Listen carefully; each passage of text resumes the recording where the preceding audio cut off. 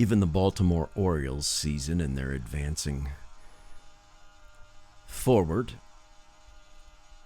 I figured I'd put together a quick, I don't know if you would call it a rally train or a good mojo train or what, but we popped together the Canton Railroad switcher.